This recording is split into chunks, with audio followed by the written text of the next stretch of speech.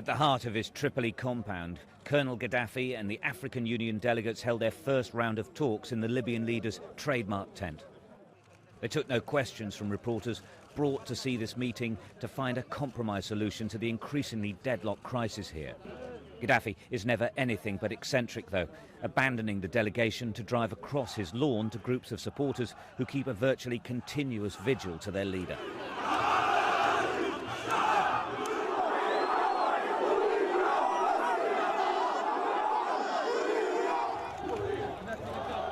His car driving backwards and forwards as he milked the crowd.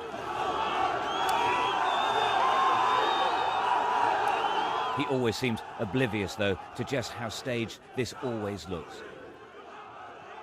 He is, after all, in his garden.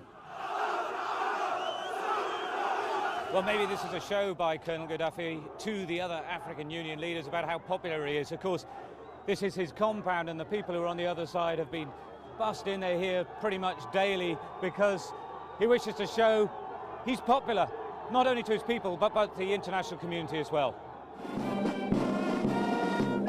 The African Union group arrived to considerable pomp and ceremony at a military Air Force base near downtown Tripoli. South Africa's Jacob Zuma, a key player in negotiations. The AU is seen by Gaddafi as an honest broker in all of this. They're calling for a ceasefire and a negotiated political solution. Well, there's considerable expectation in Libya that the arrival of the African Union find some sort of compromise to all of this. Of course, there's absolutely no mention here that the judicial arm of the African Union, the African Court of Human Rights, has already accused Colonel Gaddafi of massive human rights abuses. They've said that he needs to appear before the court, he needs to stop fighting immediately, and he has to explain what exactly has happened here. For now, at least, the rebels in the east and anti-Gaddafi groups in the west say nothing is possible if Gaddafi and his family remain in power. The delegation is due to travel to Benghazi in the next 2 days for talks with the rebels. While the Libyan government is hopeful of a breakthrough, the African Union's history of finding a solution to difficult problems is not good.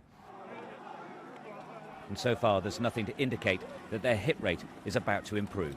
Stuart Ramsey, Sky News, Tripoli.